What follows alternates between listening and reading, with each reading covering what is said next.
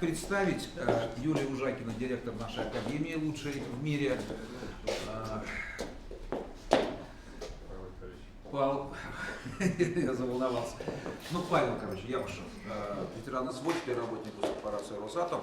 И ребята, участники ледоколов знаний 22, 23, 24 года. Конкурс на место был до 1500 человек. Что было самого интересного? Мы сейчас расскажем. Здравствуйте еще раз. Очень рад вас видеть. Ребята вас ждали. Они и сами говорят, и мы это видим, что ледокол очень сильно влияет на них, и на их определение жизненных путей, на выбор профессии. У них эмоции вагон, но я надеюсь, что вы очень коротко, Владимир Владимирович, все расскажете, да, без подробностей. Ксюш, давай тогда расскажи, что самое запоминающееся. Владимир Владимирович, добрый вечер. Меня зовут Галушкина Ксения, и мой родной любимый город – это Нижний Новгород. Там я окончила физико-математический лицей номер 40. А сейчас я живу в Москве и учусь в МИФИ и в финансовом университете при правительстве РФ. Владимир Владимирович, спасибо вам огромное за все то невероятное поле возможностей, которое открыто для молодежи в нашей стране. Понравилась поездка? Давайте с этого. Прямо к делу. Это невероятно, правда. Вот. Нет слов, чтобы описать то, насколько прекрасна наша Арктика. Вы знаете, мы когда думали, как все это организовать, и когда додумались до поездки на Северный полюс, честно говоря, у меня были сомнения. Думаю, ну скучно будет, ребята, что-то пустыня такая, смотреть туда-сюда, ничего особо не интересно. Все-таки было А интересно. ведь эта пустыня действительно кипит удивительными видами животных. Нам посчастливилось увидеть косаток, около 200 тюленей буквально в градусе от Северного полюса, 2 белых медведей и еще моржей. Моржи, в частности, обитают на земле Франца Иосифа, и когда ледокол шел мимо льдин, на которых проплывали мимо нас по несколько моржей, мы прозвали их маршрутками, моржовые маршрутки. Так что это удивительно. И кроме того, с нами были уникальные эксперты, ученые, и мне очень понравился подход, который реализовала корпоративная академия Росатом и в целом Росатом, как мы можем общаться с этими людьми на равных. Соответственно, у нас было великолепное питание, обеды, ужины, полдники, это выше всяческих похвал.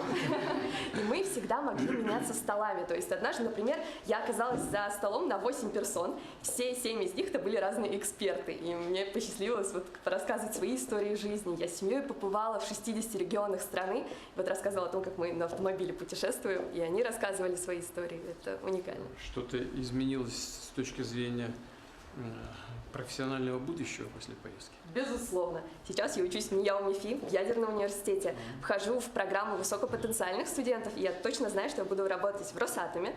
И кроме того, на самом деле, до отбора я выиграла его со 2-й попытки в 22 году. И, честно говоря, до этого я особо не знала о Росатоме, хотя Нижний Новгород — это фактически, мне кажется, столица Росатома. Тем не менее, связана особо не была. Но вот тогда меня пригласили в Совет юниоров Росатома, затем я прошла фактически весь путь, который простраивает госкорпорация, от школьника вот к студенту. Сейчас я в ядерном вузе, и затем я точно буду сотрудником корпорации. И мне кажется, вот такой подход определенно нужно перекладывать и на другие компании. Соответственно, например, как минимум, в рамках федеральных конкурсов я выиграла очень много федеральных конкурсов, олимпиад. И, соответственно, именно Росатом очень удачно интегрируется во все это. И мы видим, мы, школьники, имеем возможность увидеть, как все действительно работает. И если такую возможность будут иметь вообще все ребята в разных компаниях, в разных направлениях, это будет очень круто. Ну, здорово, мне очень приятно слышать. Владимир Владимирович, позвольте мне. Меня зовут Марк Бергер, мне 16 лет, я учусь в 10 классе и живу в городе Железногорске Красноярского края. У нас закрытый город, и в моем городе находится предприятие госкорпорации Росатом, это горно-химический комбинат. Ему в этом году исполняется 75 лет, а всей атомной промышленности 80. Также в моем городе находится предприятие Роскосмоса, это АО «Решетнев». Я с детства знаю очень много о Росатоме, потому что моя мама и папа работают на Росатоме, на горно-химическом комбинате, а мой дедушка недавно ушел оттуда на пенсию с производства. И я бы в будущем тоже хотел бы продолжить свою карьеру в Росатоме, так как и Ксюша, хотел бы строить атомные электростанции у нас в России, либо за рубежом, чтобы помогать и распространять Росатом, в принципе, по миру. На самом деле, я тоже побывал в экспедиции на Северный полюс на ледоколе знаний 2024. И после того, как я прибыл в свой город, я хотел открыть свою ячейку международного движения юниора Росатома. И мы популяризировали науку, технологии среди школьников и молодежи. И уже есть определенные результаты. Мы на следующей неделе едем в Екатеринбург на чемпионат профмастерства Atom Skills. Представляем точку «Время экологии», которая будет рассказывать о нашем предприятии и о дивизионе.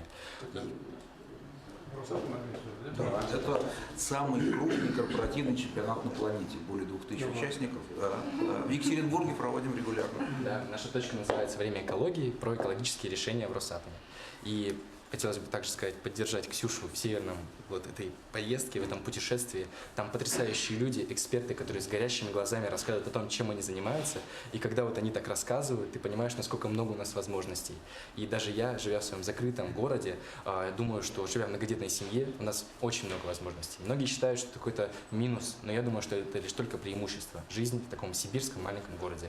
И хотелось вас поблагодарить за то, что как раз у нас есть такая возможность, и хотелось бы в будущем будем работать над тем, чтобы маленькие закрытые города становились туристическими точками на картах нашей Родины. Закрытые туристическими точками. Ну, получая пропуск, получая то есть, допуск к этим мероприятиям, которые можно рассказывать, безусловно, лишь только с Сколько у позволения. вас жителей? 100 тысяч? 80 тысяч город, 100 тысяч вся У нас агломерация. 100 тысяч. Да. Ну, не самый большой, не самый маленький из наших городов. Это верно. Владимир Владимирович, можно теперь я? Меня зовут Кравцов Иван, я из города Благовещенск, Амурская область. Учусь в 11 классе и планирую поступать в МГТУ имени Баумана. Тоже участвую в движении юниоры Росатома, как Марк, Ксюша и все мы. И руковожу медиапроектами, и мы в том числе занимаемся международным школьным сотрудничеством. Так, в мае 2024 года мы с юниорами Росатома ездили в Турцию на строящуюся ЭСАКУЮ, которую как раз таки строит наша госкорпорация. Там мы рассказали местным школьникам о нашем движении и открыли первый международный совет юниоров Росатома. Вот как раз таки, как Марк сказал, что движение наше приобрело международный масштаб. И мы все очень дружим. В августе 2024 года я посетил международную экспедицию на Северный полюс «Ледокол знаний», где была молодежь из 15 стран мира, которая прошла отбор в рамках Всемирного фестиваля молодежи, который в марте у нас был прошлого года.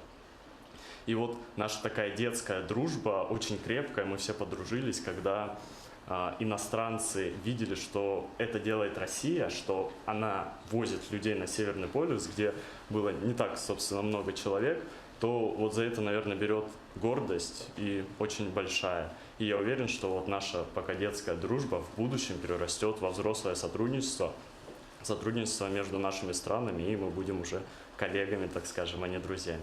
Кстати, Полина тоже была на Всемирном фестивале молодежи. Это важно, что Россия не просто возит, а есть такие возможности. Да. Вот еще я в социальных сетях у себя писал пост, что мы были детским составом, а еще с нами были взрослые группы. И вот они возле ледокола окунались в прорубь, и вот ну какая еще страна будет отправлять людей на Северный полюс и в прорубь там окунать, и вот прям... Прямо на Северном полюсе. Да, прям, ну да, там вот... Сколько же там толщина? Ну, хорошо. 3,5 метра льдины. А, льдины? Да, льдины крупные. А глубина 4 километра. Нет, лед-то какой толщины? 2-3. 2 километра. Вот. И Полина тоже была на Всемирном фестивале молодежи, и у нее есть что сказать. Тоже в прорубь залезла. К сожалению, нет. Я тогда еще была только школьницей, несовершеннолетней. Добрый вечер, Владимир Владимирович. Меня зовут Баратова Полина. Я из города Белгорода. Сейчас являюсь студенткой Высшей школы экономики, факультета мировой экономики и мировой политики. И знаете, мы буквально с ребятами недавно вспоминали Всемирный фестиваль молодежи. И когда вы выступали на закрытии, лично я испытывала невероятную гордость за нашу страну, что Россия является международным центром, да, для молодежи, и мы очень надеемся, что традиция проведения Всемирного фестиваля молодежи сохранится и на следующие года, и что, возможно, через 3-5 лет. Мы так изнутри видели, что происходит. В принципе, это получилось. Да, потому что я лично, как я сказала, учусь на международных отношениях, и у меня была прямая возможность общаться с ребятами-иностранцами, спрашивать их о России, поскольку многие из них дальше, после Всемирного фестиваля молодежи, поехали дальше смотреть в Москву, Санкт-Петербург, другие города. И вот я с ними списывалась уже после их путешествия, и они были в восторге, и правда ищут сейчас возможность еще приехать в Россию, еще пообщаться с нами, еще больше поучаствовать в наших мероприятиях. Поэтому это, правда, невероятная возможность как для них, как и для нас. И вот благодаря госкорпорации «Росатом» я нашла себя также и хочу связать будущую карьеру именно с этой госкорпорацией. Поэтому со своей стороны, наверное, скажу от лица всех, мы готовы развивать нашу страну и делать ее только лучше. Поскольку у вас такая международная направленность, да, международные отношения, Росатом, это, видимо, хорошо всем известно, да? Компания, такая компания, которая больше всех осуществляет проекты за рубежом.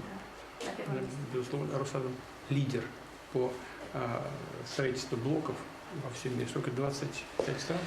Строим 20, сейчас 22, 22. законтрактовано 36. Да. Но не останавливаемся. Так что вам будет чем заняться. тоже Да, будет чем да. заняться. Совершенно верно. Дай секунду, Панович. Разрешите взять слово. Я Якушев Павел, участник специальной военной операции. С 22 по 24 год выполнял задачи в зоне специальной операции.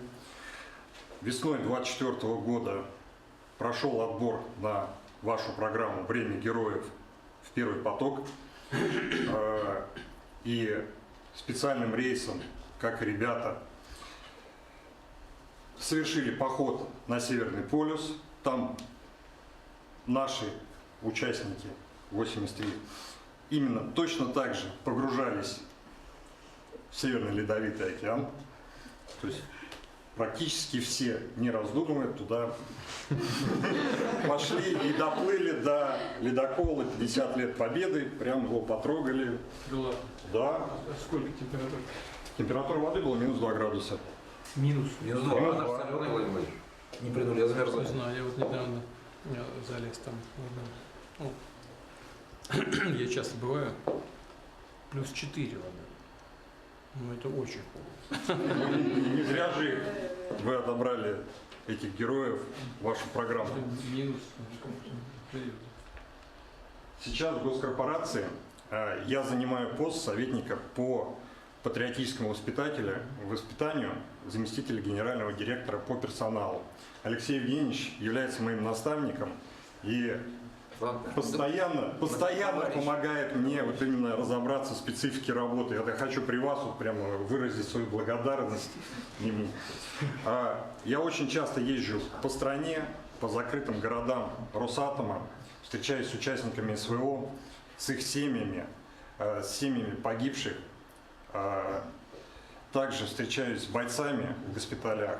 И вот на личном примере пытаюсь приободрить. У меня 2 ранения тоже было, после которых я восстановился. И вот на своем примере показываю, как можно вернуться обратно в жизнь. Также я встречаюсь с молодежью, которой передаю свой опыт жизненный. То есть у меня есть и гражданский большой опыт, и есть знания тех причин СВО, которые начались, почему мы начали именно специальную военную операцию на Украине. Сейчас с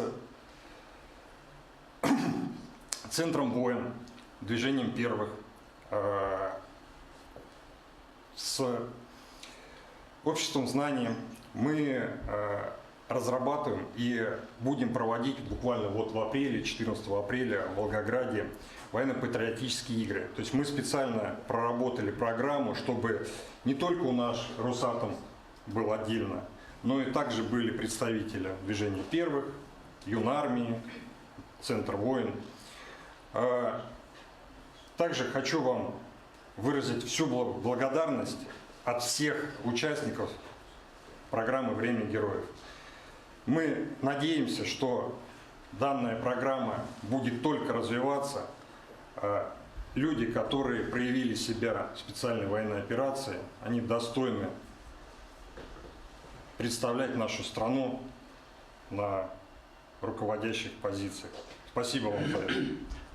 Я очень рад, что вам удалось себя найти после 2 года практически, да? Да.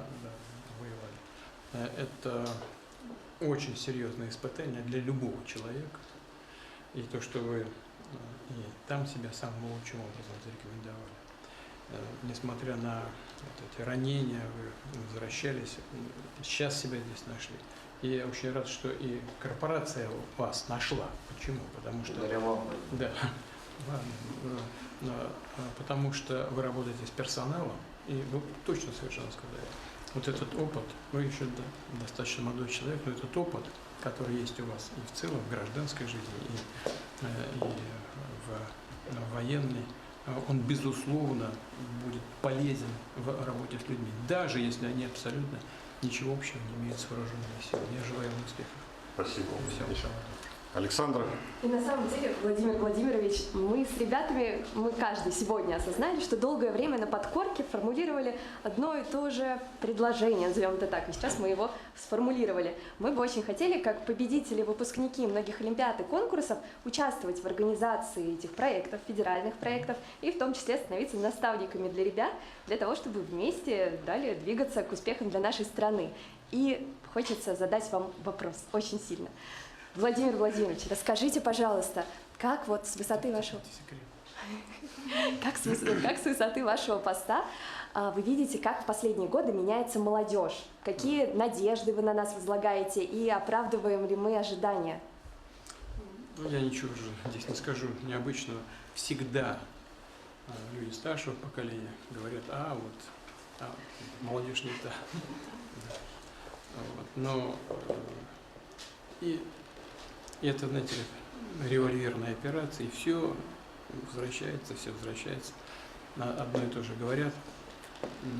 И получается, что новые поколения не только ни в чем не уступают предыдущим, а наоборот, имея в виду все, что связано с прогрессом, с получением новых знаний, навыков, возможностей, с технологическими возможностями, все люди становятся все интереснее, все эффективнее и добиваются больших и больших успехов. Вот я и этого и хочу вам пожелать. Уверен, что так оно и будет. И наши молодые люди сегодня проявляют себя и на поле боя, и в науке, и в спорте, и в общественной жизни.